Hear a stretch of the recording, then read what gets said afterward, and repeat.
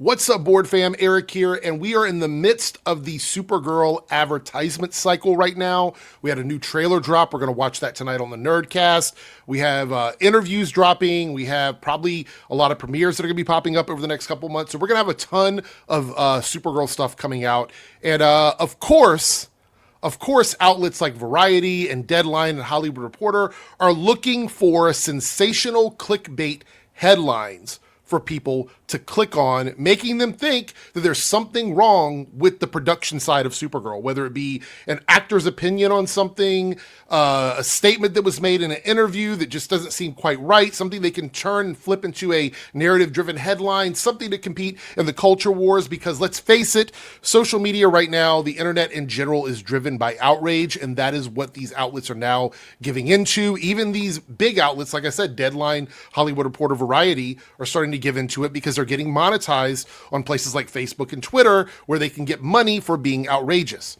Now, let's talk about this video. This is Yellow Flash reacting to the news, I guess breaking news you could say, that women in media are held to a different standard than men. Shocker, surprise, I'm actually going to provide some information that is really important here to debunk this low IQ shit that these guys put out. Let's watch the video, as much of it as we can, because you guys know I get tired of these folks pretty quickly, but let's try and get through the bulk of their argument, I guess you could say, as I debunk it. Let's jump into the video. Alrighty, we have a new Supergirl trailer. If you haven't seen it, I would pause this video, go watch it, and then come back if you want to. I'm not really going to go over the trailer too much, actually. I'll just tell you what I thought about it, and that's that it was okay. Looks like Guardians of the Galaxy with Supergirl. That's what I think of when I see this movie trailer. They did do some things right. They didn't have Crypto peeing on Superman in the get of the trailer. That was nice. Always a good thing not to insult one of your main characters right from the get-go. So is that insulting Superman, or is it showing that Crypto is a dog that still needs training? Which one is it? Do you think Crypto wanted to pee on Superman? Is that what you're insinuating? That Crypto, in his mind, was like, I'm going to pee on a picture of Superman, and that is me being disrespectful to Superman. Is that what you think they were doing? What other symbolism could it be? I'm not sure. You guys have been crashing out over that since the first trailer dropped. I'll give them a thumbs up on that one. That was smart. Seems like it's pretty well received so far. 63,000 likes to 2.8 thousand dislikes, but that... I want to point out again, I've been arguing about this on Twitter for days now, and I've talked about this before. There is no accurate dislike button or counter or whatever on YouTube. There isn't. YouTube, as a company, discontinued the information that you would get for the dislikes through the API in 2021. There are various different dislike counter add-ons that you can put on Chrome. They're all going to give you different numbers because they're not accurate.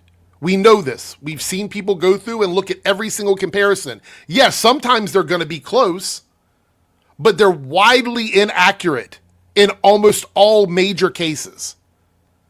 The API that you need in order to get this information doesn't exist, and it hasn't existed for half a decade. So these dislike things don't matter. They should never be used in any legitimate conversation about judging the quality of anything on social media. By the way, dislike buttons in general, I don't want to go too far off on a tangent here, but dislike buttons can be manipulated anyway, just like buttons can be manipulated. I would never bring up likes or dislikes in any argument about the quality of something. I think that's just, again, I use the term low IQ. It's low IQ, bottom feeder, leech shit. Like, no one should be using these as metrics for quality. It doesn't matter in 2026. These are easily manipulated metrics. Could change. That could change.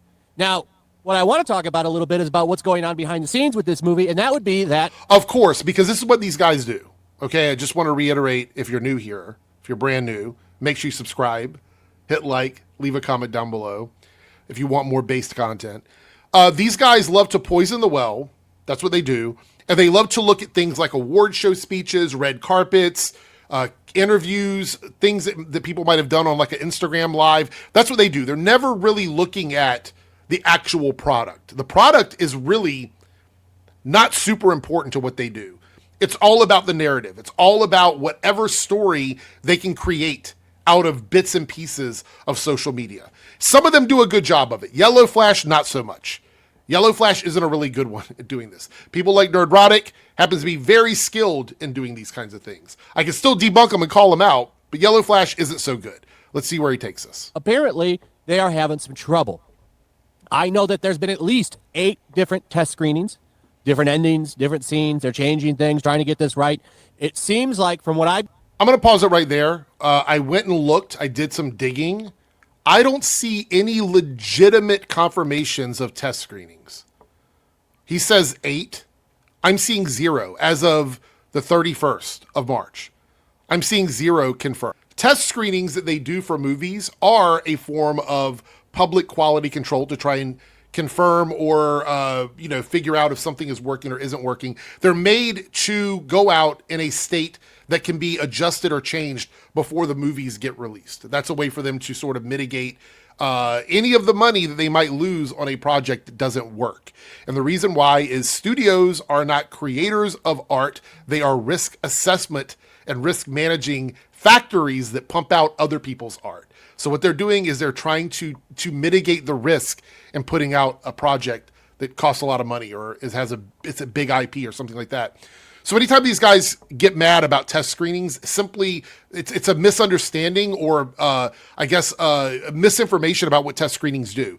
Test screenings are there for quality control. They are there to make adjustments. They are there to make changes to the movie before they come out. Very few test screenings for films over the years have come out of that process without making some sort of change to the movie that was suggested by a test screening. So it isn't a bad thing that a movie has a test screening and they either need to change something or they don't really need to change a lot. It doesn't really say much about what the movie's going to be when we finally get it. This is one of those weird things where it's like, we want you to be mad that the test screenings were going poorly so that when the actual movie comes out, you're going to be thinking about how bad those test screenings were. So when you go into the movie, all you're going to think about is, fuck, the test screenings were bad, so there's going to be bad shit in this movie. I'm going to prepare myself. This is again, poisoning the well. It's what these guys do. Gathered, it's being described as a mid-movie. Not great, but not awful. I guess my question would be to you, the viewers here, is that good enough? A mid-movie?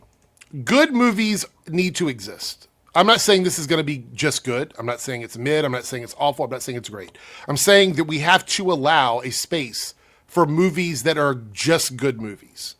Not everything has to change the industry forever. It doesn't have to be a 10 out of 10. It doesn't have to reinvent the wheel. That's not every movie has to do that. Certainly Supergirl doesn't have to do that. So yes, there is a space for just good or mid movies. There should be a space for that. A mid movie? Don't you want something that's greatness? You're trying to build the brand here. You're trying to Not everything is going to be great. Not everything's going to be great, Yellow Flash. Rebuild the DC universe. So I don't know what the plans are with this. Maybe they can fix it. Maybe they can make a new ending. How do you know how to fix? You haven't even seen the movie yet. This is what I'm talking about. This is what I'm saying. You haven't seen the movie yet. What is there to fix, bro? What are we fixing? These 8 imaginary test screenings that you think have happened when there's no public proof of that at all? I don't know what we're fixing, man. I'm not sure what people hate about it or like about it. All I know. Oh, so you're not even clear on what the problem is. So it's even better. There's test screenings that cannot be confirmed that could have possibly happened, might not have happened. The movie's apparently mid, but he doesn't know what anybody's saying about it. So he can't talk about any of the details of why the movie is mid. But he also thinks we should be able to fix the movie because the movie has to be great 100%, even though he doesn't know what the problem with the movie is. This sounds like a real well put together video. Is that it's been described as mid to me. That has been the overwhelming feedback that they get. Mid. Overwhelming. Whether or not... I don't do Trust Me, Bro, especially not from Yellow Flash. You know, that changes. We'll see. They still have a few months to try to get this right. However, Millie Alcock is out here doing her best Rachel Zegler impression.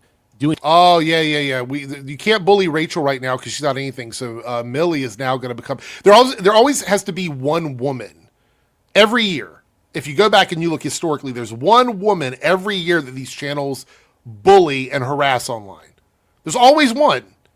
And unfortunately, this year, it looks like Millie Alcock might be that woman. In interviews for Supergirl, trying to bring up old Game of Thrones drama, which I found absolutely funny, because basically the drama that she's talking about is when people were comparing the older and young versions of the character that she played. She played the younger version. Then a new actress came in and took over, and I remember people were comparing them and telling people which one they thought was hotter, which honestly is something that especially male fans have been doing for a long. Which one is hotter? How old was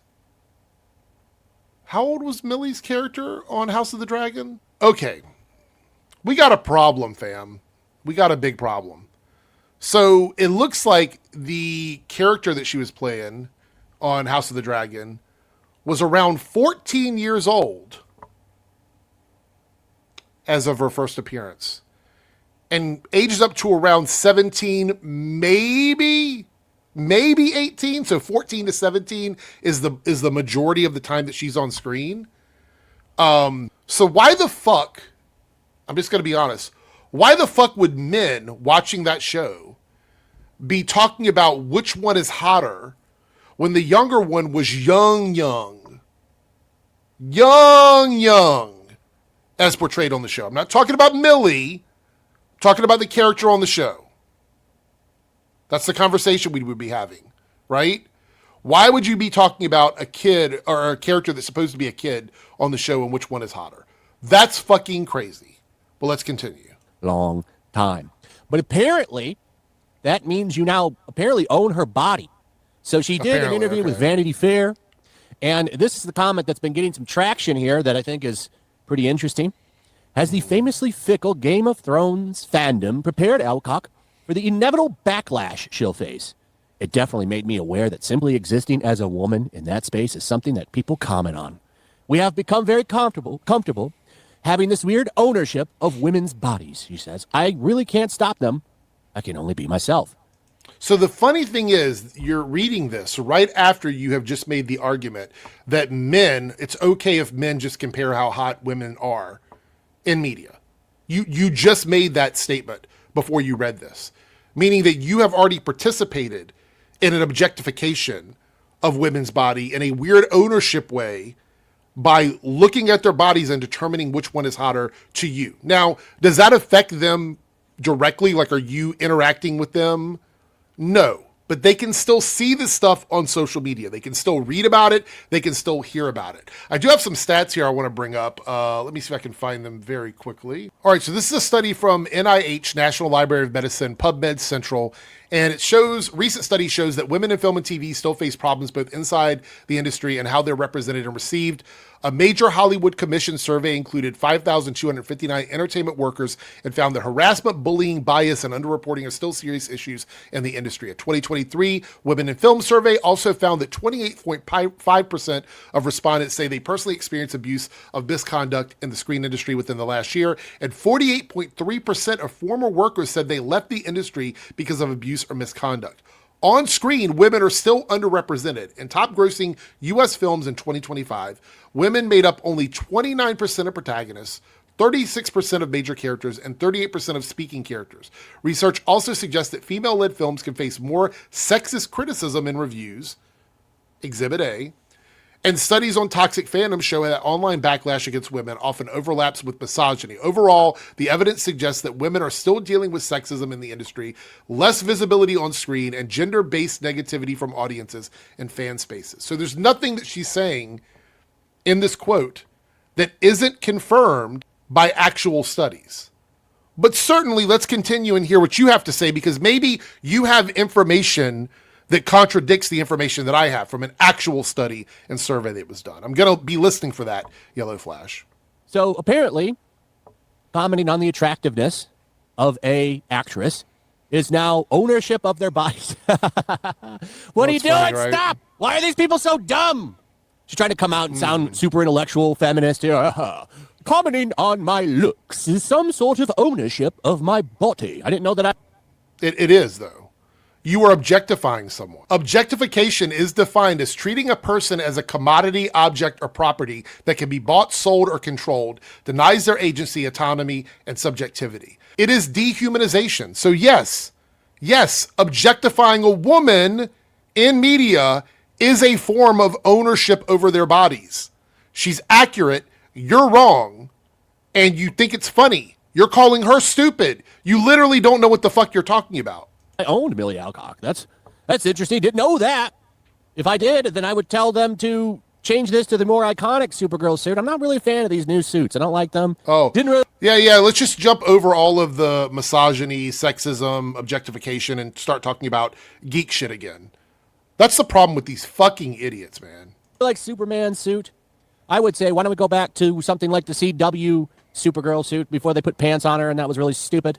Supergirl. They put pants on her because she was filming in Vancouver, where it gets really cold during the filming process, and she was having trouble with that. It was causing health problems. But sure, you need to goon, so you want her to actually freeze to death so you can get off. Always looks the best with a skirt. That's just how the character has always looked. You can call it what you want. I don't care. She's always looked like this, going back since she came out. She's also had pants, too. She's had bikini bottoms. She's had different looks over the years. Yeah, the skirt is the iconic look, but it's not the only look. And I don't care if you like it better. That's absolutely subjective. You can have your own personal opinion about it. But pretending it's the only look she's ever had is just false. And it's stupid to change a look that's always worked. And they've tried. Literally, right in the bottom corner of this, you see her with pants on, man. There's a bikini bottom up here at the top. She's had different looks. Come on. Oh boy, have they tried over the years, tried to turn her into some kind of Captain Marvel ripoff like this. This is ugly. What a dumb idea this is.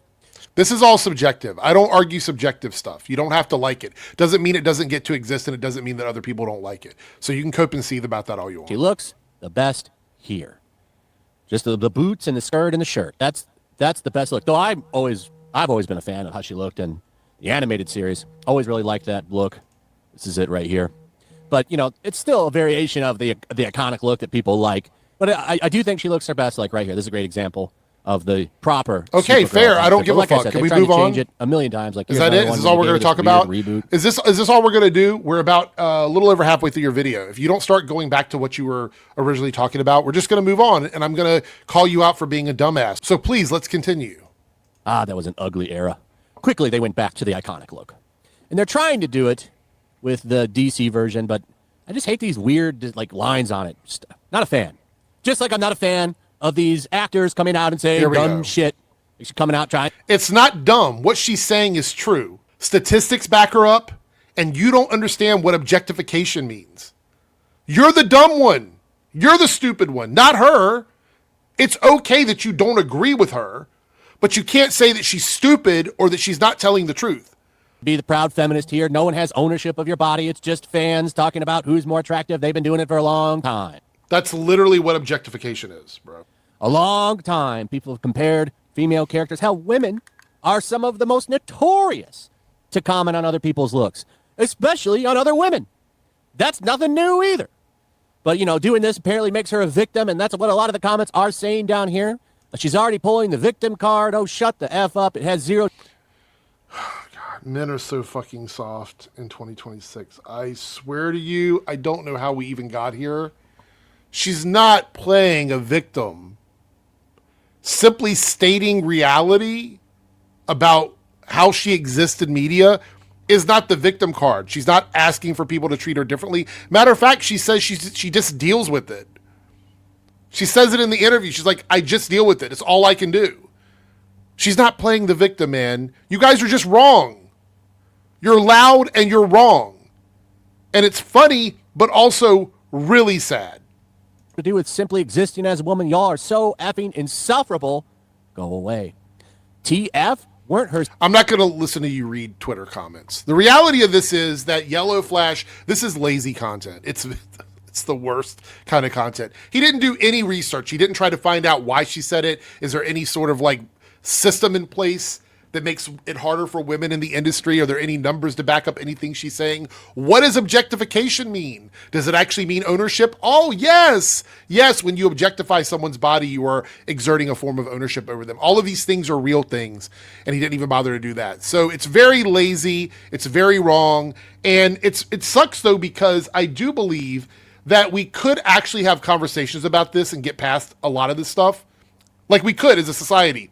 100% move beyond all of this, but that requires people to be smart enough to understand these systems and how harmful they are and what they can do to fix them. And it has nothing to do with being politically correct. It has nothing to do with check boxes on the left or anything like that. It's simply reality that is in front of us. It is a thing that exists. We have the numbers to back it up. We have the studies to back it up. These guys are living in a false reality. All of these men, all of these soft-ass cisgender straight guys are living in a false reality where they're creating a victimization for themselves.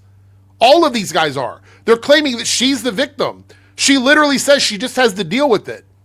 That is not victimization. These guys are feeling like they're personally affected because she's talking about wanting to control what happens to her and her jobs, her careers, her body. She wants to be in control of that. What's the issue with that? What is the problem with that?